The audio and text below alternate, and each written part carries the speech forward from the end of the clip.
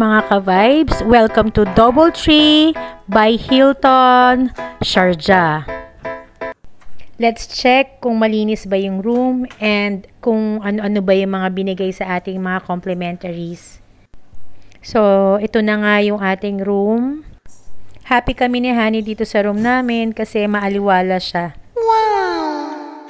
Ito lang gusto ko dito Crabtree and Evelyn yung kanilang soap.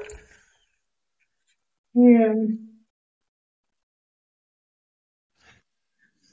Ayan yung bathtub. Nice. Linis.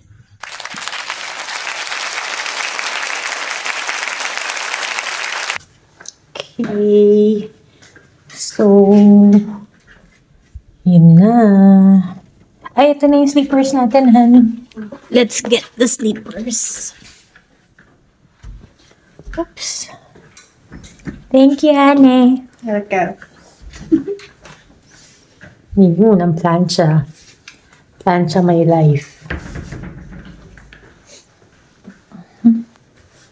Yan, tapos binigyan pa ako ng cookies ng supervisor. Yay! Thank you, and masarap siya. Oh, may kagat na nga eh. Pinagatan na namin. Sarap. Mainit pa nung binigay, no, honey?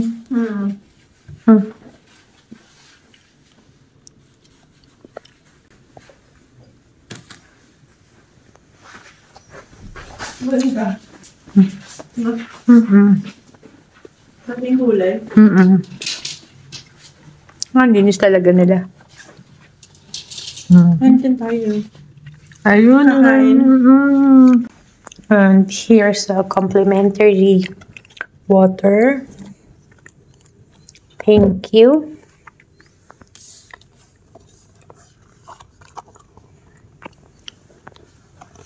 Ito yung menu nila.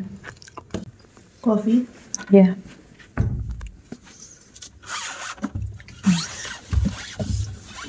Malaglag. Ayun. So, yan yung complimentary nila.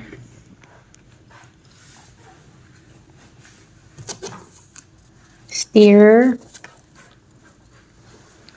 sila.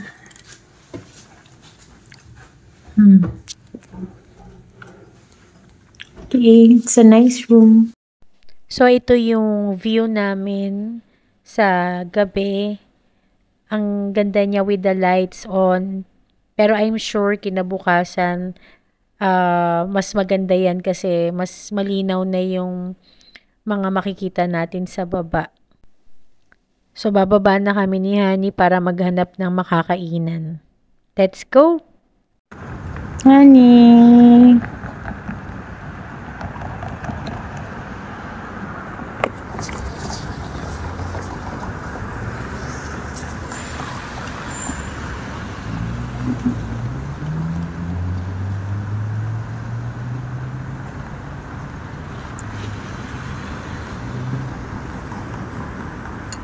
Hindi naman bawal, no? Hindi. Bawal ang picturean yung mga babaeng lokal.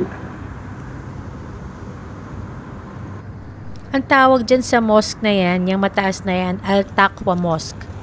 And ito yung paligid nung hotel namin na DoubleTree Hilton. Naghahanap na kami ng pagkain ni Honey dyan. 2:30 na ng madaling araw yan. Ganda ng paligid, ang linis, grabe. Tsaka tahimik lang, very safe. So, palakad na kami, palapit sa Al-Taqwa Mosque. Ang ganda-ganda ng mosque na yan.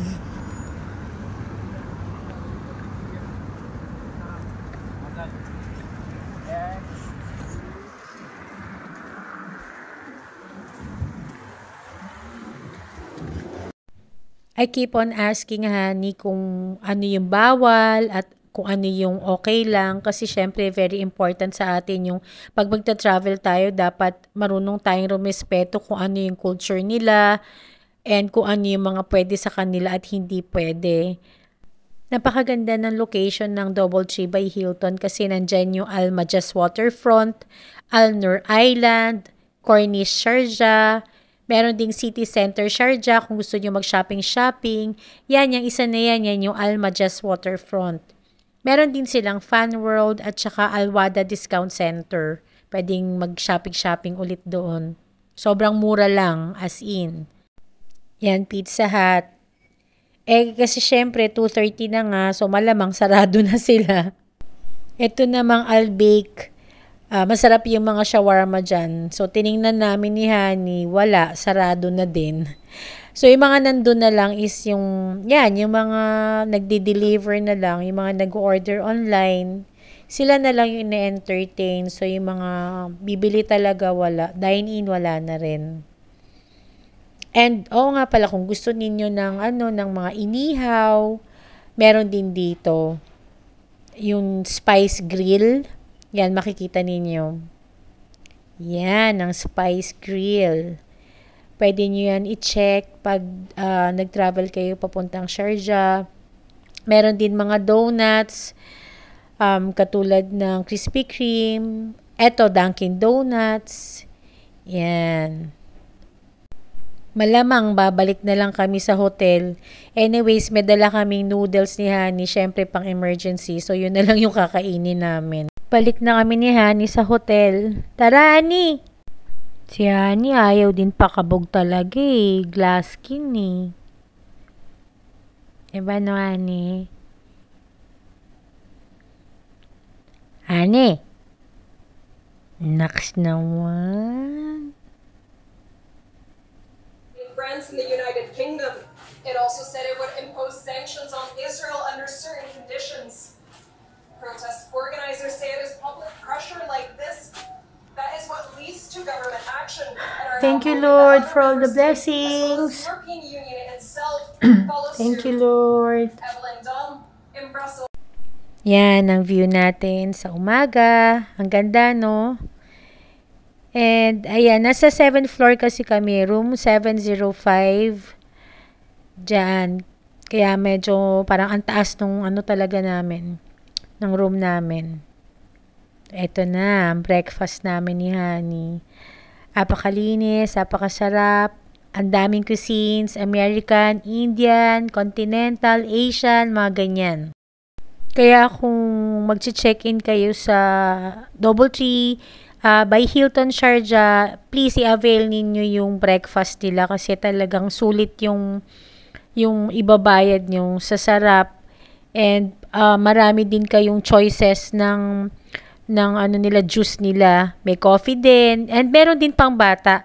Kaya talagang for the family yan, hindi lang pang adults. Ito yung food ko. Yan, pancake, sarap. And talaga may honeycomb sila ha. Mga ka-vibe, sorry, hindi ako nakagawa ng video kasi during this time, merong silang guest, yung mga players ng soccer. So, ito yung breakfast natin. Tara, kain na tayo. Bon appetit! Ayan mga ka-vibes, tapos na kami mag-breakfast kaya nandito na kami ngayon sa 2nd floor para i-check yung mga amenities. Meron silang Himalayan salt sauna, yan, steam room, yan, free lang yan. Changing rooms, tapos may gym, and then meron ding swimming pool. Puntahan natin yung swimming pool.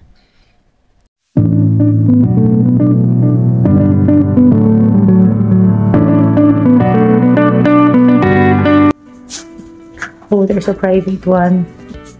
Okay, yeah. Baka yung key card. Let's try. Key card. Is this the one to the pool? Yes. Yeah. Public pool, right? No. Yeah. Public pool. Almost inside the male. What? Male this. Male is there? She's not a male. Looks like a male. Looks like a male. Acts like a male. What? It's okay. She likes it. So here is the female fitness changing room.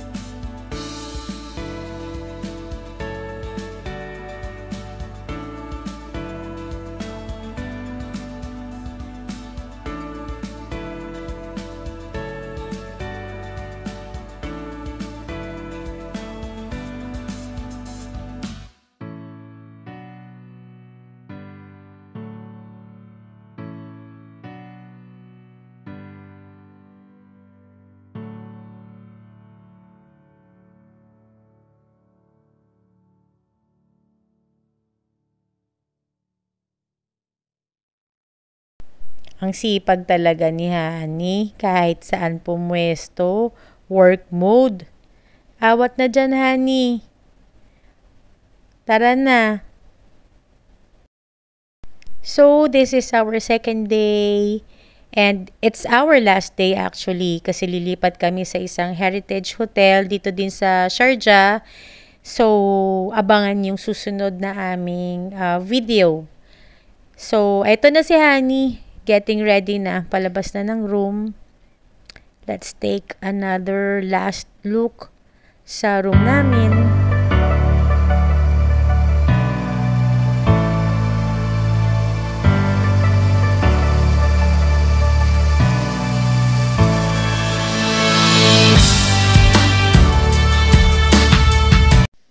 Ito yung lobby ng DoubleTree by Hilton.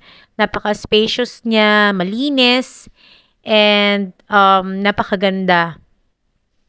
Ayan si Hani nakaupo, waiting for our clearance dahil chinecheck na yung room.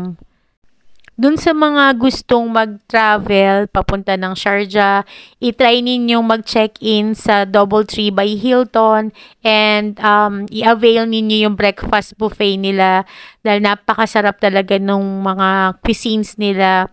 And also, makikita ninyo dito sa video namin yung mga ratings na binigay namin dito sa hotel na to. And by the way, this is Ma'am Melody na napaka-accommodating. And siya yung tumulong talaga sa amin sa mga needs na hinihingi namin pag tumatawag kami. And also shout out kay Ma'am Nanette. Thank you so much. And also sa lahat ng staff ng DoubleTree by Hilton na in-accommodate din kami. Maraming salamat sa inyo. And also, please like and subscribe sa Hani We Travel the World.